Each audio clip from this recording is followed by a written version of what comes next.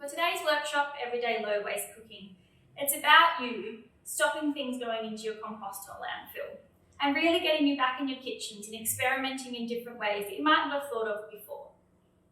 For today's workshop, we're going to be working with the Dutch carrot, which is here. So, with today's workshop, we're really going to base it on how to break apart whole pieces of produce and where it can be used in different segments of recipes.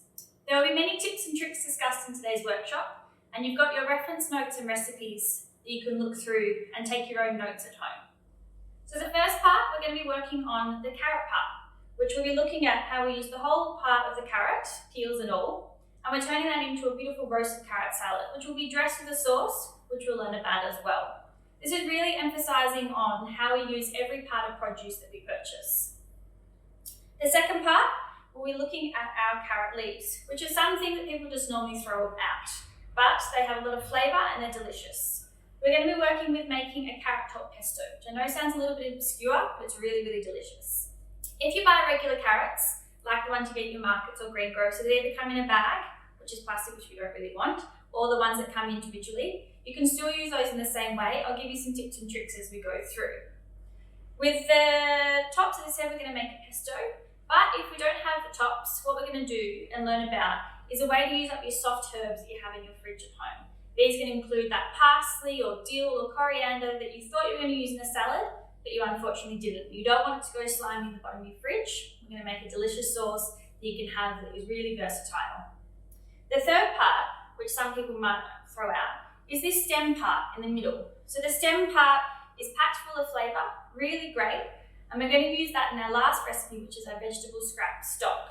Our vegetable scrap stock is using up the produce that we might have gotten rid of in the first part, but we're going to utilise it in this last part. And it's extracting as much flavour as possible. Vegetable scrap stocks are fantastic for this time of year.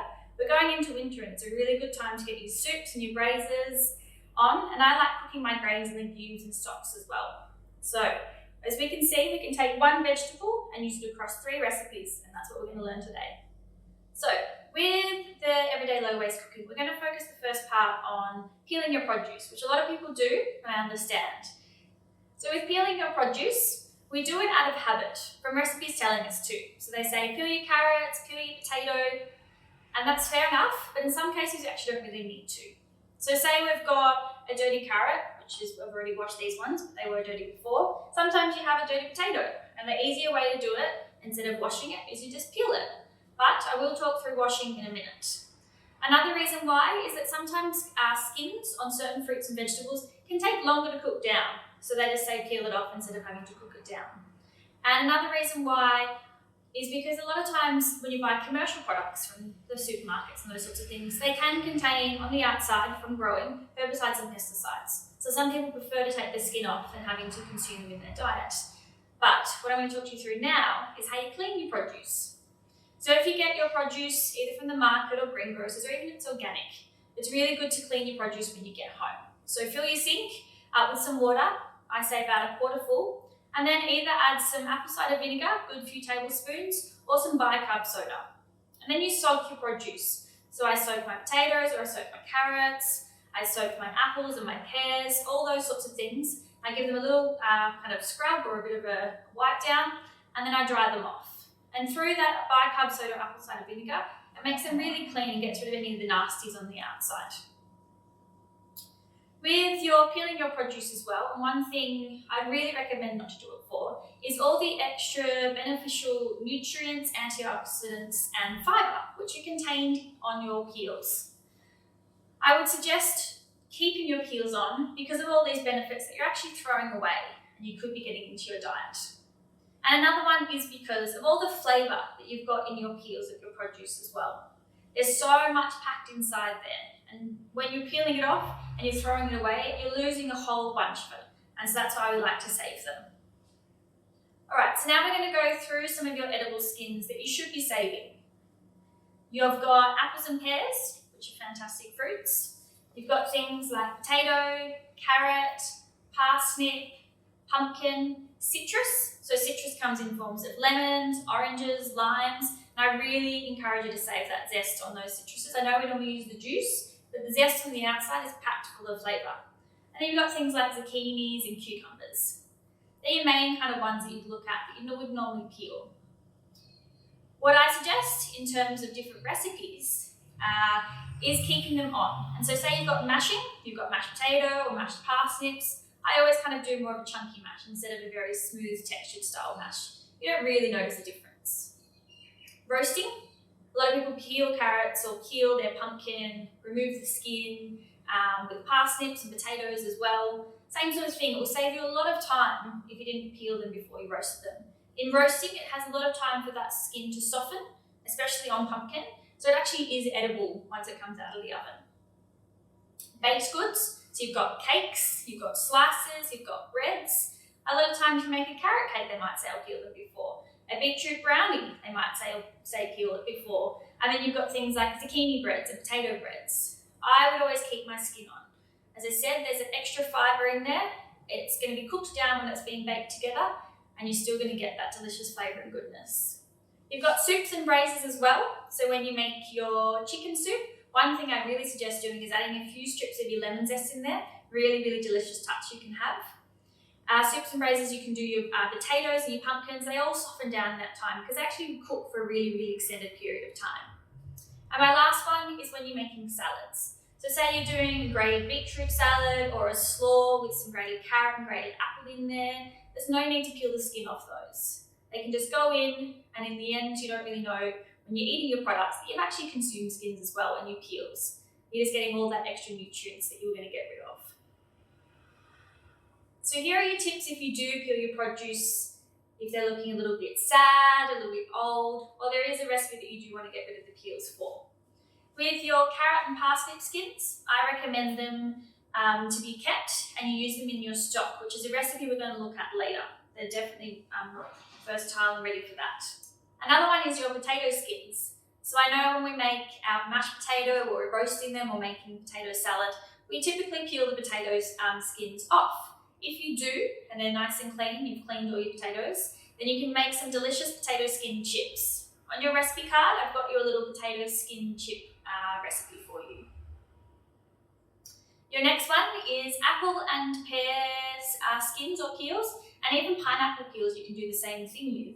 I like to make flavoured sugar syrups. There's also a recipe on your card there for you, but those sugar syrups are really great to dress with cocktails, add into marinades, and really nice drizzled over fruit salad on your desserts. Another one is your citrus skins, and I'm going to show you what I normally do with them. So on my plate here, I've got the two ways that I normally prepare my citrus skin. I've got the zested one, which you do on like a microplane or a very fine kind of grater. And that's fantastic adding into baked goods, into your soups and your stews. And I normally mix it through like my grain salads. The other one is my peeled. So this is just peeled off the citrus with my peeler. And I either keep this in the fridge for a couple of weeks because it lasts quite a while, or I dry it out. And drying it out means it lasts forever because you've taken all the moisture out. And then you can add it in and make teas, you can add it into other soups and stews and braises that you make in the future. And sometimes you can even then blitz it up and it turns into a powder, and then you've got like a powdered citrus flavouring, which is really, really delicious as well. So it's a great one to always have on hand. And then our last one, which is one that a lot of people would get rid of, is pumpkin. So pumpkin skins are quite tough and quite textured, but there are ones that you can keep, and most of them you can keep, and put into your stock, which we'll talk about later on in the workshop. All right, now we've discussed our peels. I want you to look at home and see what you can start saving and not peeling. And then we'll work towards, in the rest of the recipes, how you can start using them as well. But it's a good little tip and a good practice to have at home, and figure out what really should and shouldn't be peeled and what you can do in your kitchens to reduce that waste. All right, so the next one, we're going to look at how to use your whole produce when you purchase it. So this is separate from your skins and peels. This is more looking at a piece of produce and assessing every part that we can actually use in our cooking. Another thing that recipes have done to us is made us think about only using certain parts, as well as supermarkets and markets and greengrocers cutting your produce down to only giving you what you think you might want to use. So my first one, which is a big one, is your cauliflower. Now, The cauliflower, so this one's a little bit dishevelled, it's been in my fridge, but it can still be used. These green parts on the outside, so you've got the stems and the leaves, they're normally discarded, but they actually are edible and can be used in your cooking. I use them exactly how I would the cauliflower florets and the stem, and I chop them up, sometimes a little bit more finer just because they can be a touch more fibrous and they can take a little bit longer to cook down. But if I was roasting my cauliflower, I would take off the stems and leaves, give them a wash, and then slice them up and mix them through with my roasted cauliflower and your oil and your salt and pepper, and then pop them in the oven. Another thing that people do, which is a habit that we've gotten used to, and is the same with broccoli as well. We take the florets, so we take our florets off the outside, and we're left with our core centre, so that kind of stem part that comes through the middle. A lot of the time people get rid of that, and it's a really common thing, mainly with broccoli I see, which really frustrates me because they're both really delicious and should be consumed. I have the main tip is when I cut my florets, I just cut them longer so the stem is included. If you want to take the florets off and you ended up with the stem, I just finely slice the stem up and then add it into the cooking, whatever you're doing, if you're roasting or if you're making a salad or if you're making a stew. One thing with the stems of the cauliflower and broccoli is you actually can grate them, and you can grate them down and they can be added into your slaws and salads, and they add like an extra crunch to it and a different kind of flavouring. The next one we have is our silver beet. So our silver beet is a common one. You can get kale, you can get your Tuscan kale, anything that kind of has the stems and the leaves and it's green and delicious and good for you. So one thing I do to remove my stems from and my leaves is, hopefully it'll work, is I tear the little part there and you gently pull and your leaves will come separated, and then you've got your stem as is. If you didn't want to, you can get your stems and your leaves, and you can get your knife, so you kind of slice along the stem there, and slice along the stem there, and then you've got your leaf separated from your stem as well. So there are your two options to remove them. This is where you use this in your cooking, give it a good wash before you start cooking with it. That's what everyone uses. And then this ends up in the compost or in your landfill. But they're edible and they're delicious. I treat them like an onion when I'm cooking. So say if I'm making a spinach and ricotta pie, or if I'm making a soup and I'm going to add the spinach at the end, I slice these up very finely, like an onion, very finely, and then I saute them down exactly the same way as you saute down your onion. And in the end, you don't even notice them if it's in a soup or if it's in a pie. It just adds another little crunch and you're not wasting it and letting it go in the bin. My final one, which is another big one that people seem to not know what to do with, is the good old celery. So the celery is one that we're accustomed to just using the centre part, which is fair, it's delicious, it's the sweetest part, and it's what we normally see in recipes, but you can use the whole vegetable. So if I was to do this for home, I take my core, so I cut off the end, always buy the whole celery, it's very good. I take off the core and I give that a very good wash, and I'm going to pop that in my scrap box to make and use later with our stock. I'll pop them over there. Then we've got the other two parts left. So you've got your regular stems that we use for cooking, and we're going to use those later on. And then you've got your leaves. So our leaves, this is the part that we normally just throw out straight away, but we should definitely be using our leaves. The leaves themselves, if you didn't have parsley in your fridge, are a really good substitute. They've got a really similar flavour, quite savoury, and they're very good if you're making a tabbouleh or you're making a salad and you just need a bit of a herb. Celery leaves are fantastic. If you didn't want to use them, they can go into your stock, which we'll talk about later. Otherwise, if you didn't have your Dutch carrots, for the next recipe, and we're going to make our carrot top pesto, you can use celery leaves. You can do a celery leaf pesto as well. So they're very, very versatile and should definitely be used and not thrown away. So that's another one. My last one is the beetroot. So the beetroot is when you get the bulb, which is how we normally find them in supermarkets and markets and greengrocers. but they are normally meant to be sold, and then when they grow on, they come with a stem and a leaf, and that stem and leaf is chopped off and they discard that when they prep them to sell. But if you can get them with the stem and the leaf on, I treat exactly like how I treat kale and the silver beet, because the stems and the leaves are exactly similar to those. So you get your stems and you slice them up and add it into your cooking and saute it down. And the leaves I use in salads, and I use in my soups and stews and all those sorts of things again, and make pies out of and everything. So it's just showing you how many parts of produce that we are accustomed to not engaging with and using, but we actually can use, and we should start using and not wasting. So there we've discussed using up the whole vegetable when we're in our cooking. With today's, as I said, we're going to roast up the carrots, and I've done here's what I prepared earlier moment. And we've got our wonderful roasted carrots. I'm going to leave these to the side for now, and we'll come back to them once we've made our sauce. But you can see that I've only kind of just topped off the tops there, and you can still eat that little bit because we're going to make a product out of the tops anyway, so they still are edible.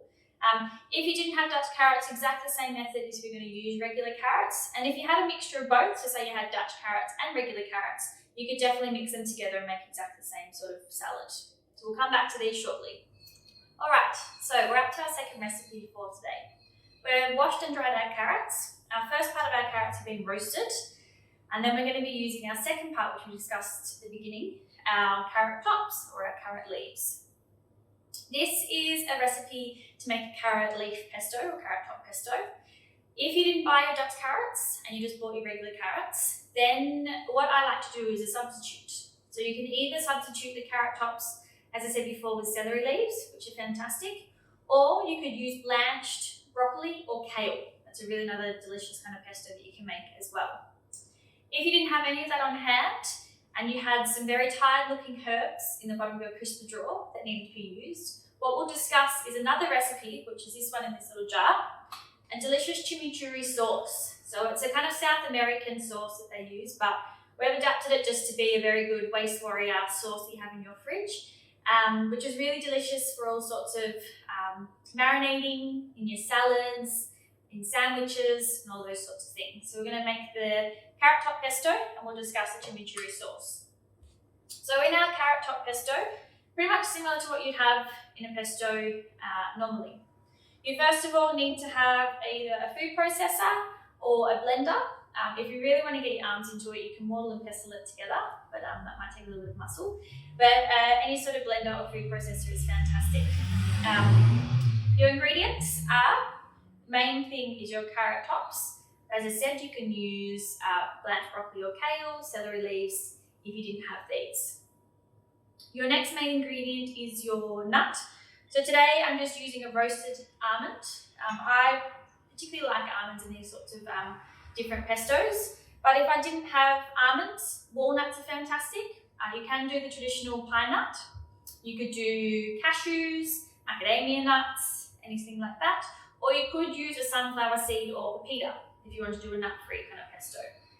I always like to roast my nuts beforehand just because it gives that really extra depth of flavour. Your next one, which is hiding over here, is your classic garlic. So always have a good garlic clove in there. It just kind of blends that whole flavouring together. The next one is your cheese. So today I'm using Parmesan cheese. Just losing some tops there. I've got Parmesan cheese, which I've pre-grated. So just kind of makes it easier when it mixes all together. You're also going to have some olive oil. Olive oil is, you can just use a regular olive oil. Don't use it too fancy extra virgin olive oil, that's quite expensive. So I just like to use a blended olive oil. If your olive oil is very powerful, you can dull it down by using 3/4 olive and then 1/4 vegetable oil. Another thing that you should add, and this is where your microplane citrus comes in handy as well. So this is from our previous recipe using all of our peels. Microplane citrus, I'm just going to put a little sprinkling of that in there as well. And that will add a really, really beautiful kind of zingy flavour to your pesto. So what we do, very, very easy. We pop everything in your food processor. So I'm just using straight up carrot tops today. So I'm going to pop those in. We've got our parmesan, we've got our escaping almonds in there. And then we'll pop the lid on. And we're going to blitz it up. When we blitz it up, I like to keep mine a little bit textured, so I don't like to make it too smooth. So you blitz it up first, and then we're going to add our oil in afterwards once the motor is running. It just means it kind of sets the sauce together, as they like to say in the kitchen world, emulsifying. But it just means it kind of blends it all and then smooths it all out as well, but trying to keep it a little bit chunky. So we're going to blend away now, and then you can see how I gently add the oil into the recipe.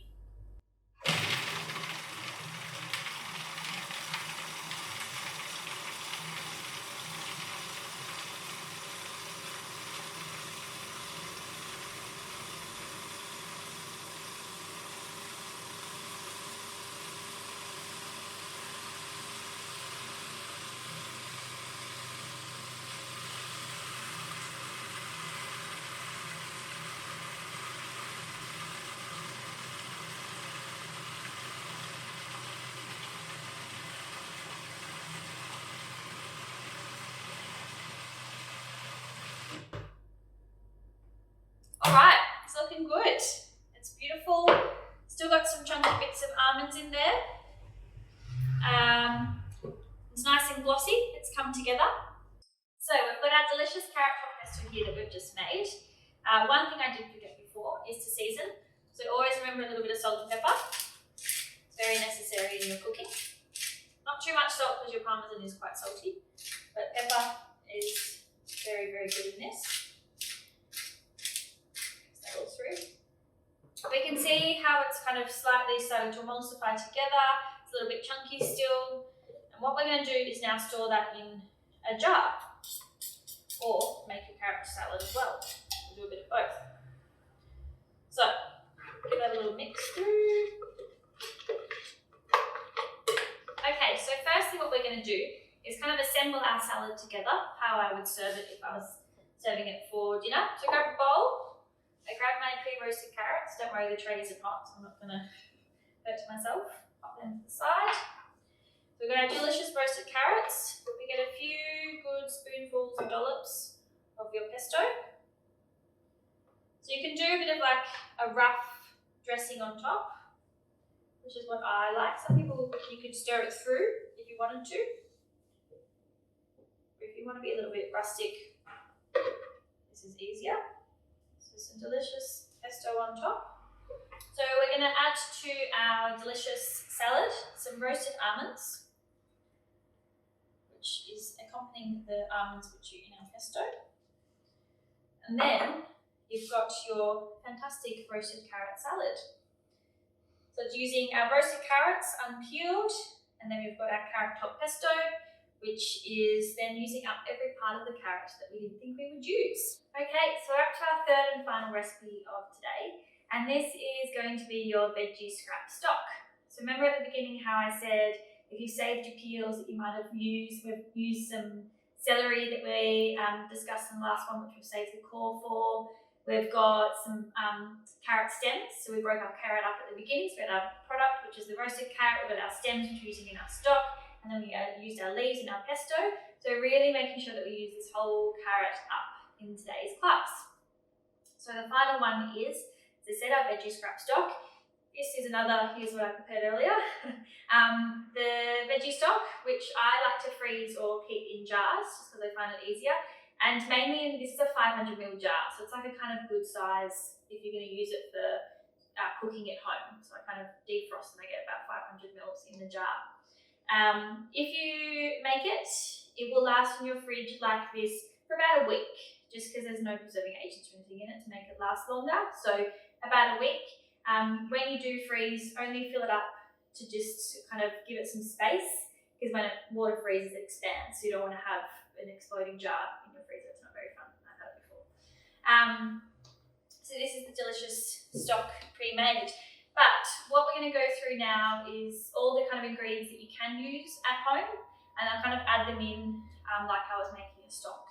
So what I do through the week is keep a little container in my fridge. So the container I use to then make a stock. If you weren't going to make this stock this week, So say you collected your ingredients and then you kind of got busy on the weekend and didn't get time to do it.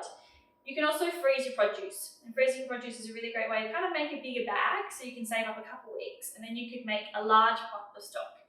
And that might be you making your stock for lasting you quite a while, or it might last you a couple of weeks, kind of depends what you and how much you cook at home and how much you would use it. Alright, so what I'm going to do is I'm going to go through my little compost box that I've kept for the week and talk you through ingredients that you should be keeping and can be using for this sort of veggie scrap stock. Don't ever go out and just buy produce to make a stock. As you can see from today, you can utilise what you've already got at home and what you might not already think that you could use. So, to begin with, remember our celery core that we talked about in the last one? This is what we've saved, and we're going to use this today. Make sure, as I said, give it a very good wash because it does get quite dirty on the outside. So when you do use your celery, you can either pop this in whole if you're going to make a big batch, or if you're just going to make a small batch, I would just suggest chopping it in half and then popping it into your pot with your water. The next one is deceivingly known as one that we would kind of throw away or get rid of, but your corn cob, so after you've consumed it, this one I've just cooked with and taken the corn off. What I would suggest is you can try and break it in half, or you can cut it in half and then pop it in your stock pot. Might just try and break it, pop that in. What else have we got here? So here we've got our washed carrot stems. So these are the stem part of your carrots that we weren't going to use. As you can see, there are some leaves on there because you kind of don't be too fussy when you're cutting it apart. But a lot of it is just the stemmy kind of part, which can be quite fibrous and a little bit textured when you're making a pesto. So that's why we don't use it in there. So we've got our carrot stems, which you're going to add in. What I've got here is another great one. So fennel. So fennel is that white bulb which has like a kind of green stems. When you actually grow a fennel, if you've ever seen a fennel, kind of from a farm's market sort of thing, has the white bulb and has these beautiful, beautiful, beautiful fennel fronds which come on top. But supermarkets and markets and greengrocers cut that off and just sell us the bulb with a few kind of stemmy parts to it and the beautiful leaves. The fronds, if you do have them, are really great for the stock, but otherwise when I'm peeling a fennel, if it's look a bit funny on the outside or you're not going to use the stemmy part like this, I add them into my stock because the fennel gives it a really beautiful kind of aniseedy kind of flavour. What else have we got in here? Some more fennel, very good. So the corn husks. So the outer part of the corn, so you've got the part that you peel off, that can definitely be used and added into your stock as well, along with your corn cobs. They all contain flavour. In some recipes you might see that actually it's just like a corn stock. So they actually just use all the corn hobs and all the corn husks and just make a stock with them and nothing else. It's really, really rich and beautiful. If you like a corn and chicken soup, that's where you would use that, which would be yummy. What else have we got here is some parsley, which I wasn't going to use, so just some kind of old parsley. Parsley stems are fantastic, same sort of thing. Parsley stems I use in cooking normally. I normally slice them up and saute them down with the onions because it gives it a really good flavour as well. But if I haven't used them and they're looking a bit old and tired, they go into my stock. Other herbs you can use are things like rosemary and thyme. Don't use too much of them because they are quite powerful, so I just use a smaller amount. And then bay leaves are fantastic. Bay leaves add a really good kind of rustic kind of flavour to your stock, so always add a bay leaf. If you're going to do more of like an Asian style broth, lots of coriander stems and coriander stalks are fantastic and they're really good to have in there. And then the next one, to make more of an Asian style broth, you could add lots of ginger skin, so we peel our ginger a lot, and then turmeric, some chili. So it's chili tops, you know, when you kind of break off the chili and you've got a bad bit of chili. Save those bits and pieces, the peels and the tops and the stems, and make a really nice kind of chili, kind of spicy kind of broth. It's really, really great. What else we've got in here, which is really, really good? We've got your carrot peels. So you can see that the peels are a little bit brown, a little bit old, but doesn't mean that they can't be used. So I've peeled some carrots just because they weren't looking amazing, but I've kept them. I'm going to add them into our stock. And then another one is your onion skins. So onion skins and fennel tops. So when you buy a fennel, you get the green part and you get the white part. And they always say just use the white part in your cooking.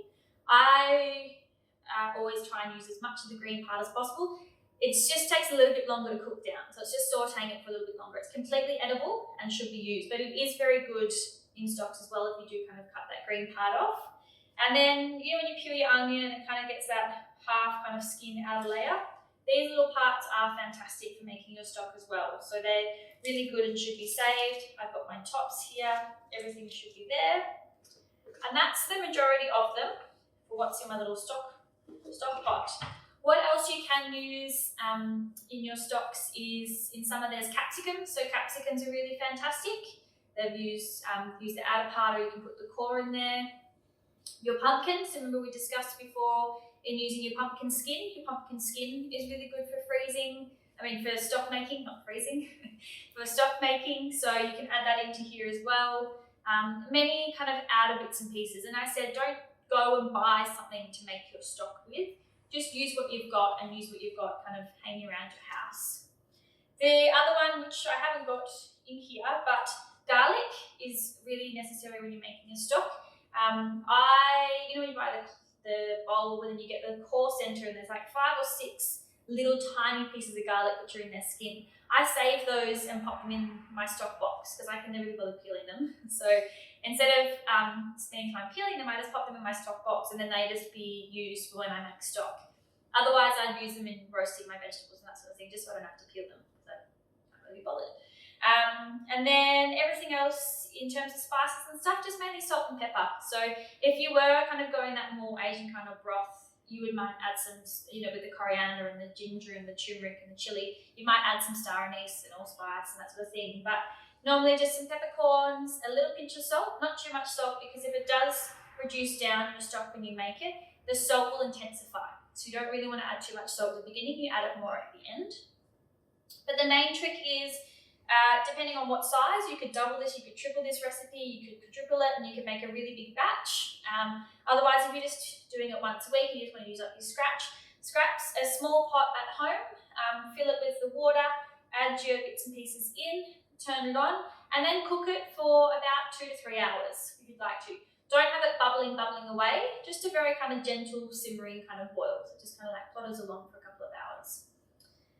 If you would like to, or if you have it available, you can use like chicken carcasses. So say if you've had a roast chicken and you've got the carcass left, you can add it in here as well. And then you could add like roasted beef bones or anything as well if you'd like to make it more of a beef kind of scrappy stock.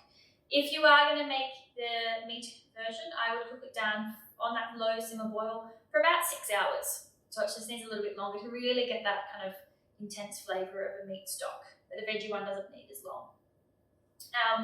But as you can see, there's many things you can save that are scraps that we normally throw away that can be turned into other things. And this recipe here is a really, really good one. Stocks are really great for adding to your soups and your braises. Adds like another little layer of flavour.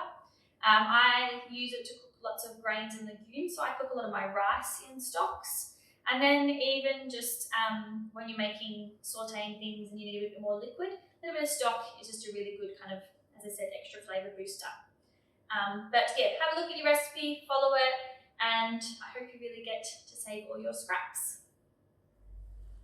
Alright everyone, well, I hope you've enjoyed today's cooking workshop on everyday low waste cooking at your home domestic kitchens. I hope there are some good tips and tricks that you've learnt. Don't feel like you have to take every part of it in today. This sort of, low waste cooking is a gradual kind of effect in your kitchen. You might notice one thing that I've mentioned today that you kind of start doing, and then in a couple of months' time, something else might pop up in your mind. You might start adding into your kind of repertoire of low waste cooking at home. So don't feel the pressure, but really get excited about what you've learned. Do some extra research. There's some little references on the bottom of the recipe cards that I've given you today of other places I like to go to and like to look upon, and just talk to everyone around you and see what everyone else is thinking and doing, and kind of just, go on your own little adventure and have some fun with it. But thank you so much for being here today. I've really enjoyed being able to teach you some new tips and tricks, and hopefully when you We do have an online session that we do have a little discussion for. So please keep your questions and write them down and come to that discussion, and we can go through it all, and we can go through in more detail other bits and pieces that you'd like to know as well. Thank you for being here. To watch more of these great videos, follow the link below to register. These workshops are free and full of practical hints and recipe ideas to help you reduce your kitchen waste and also save time and money.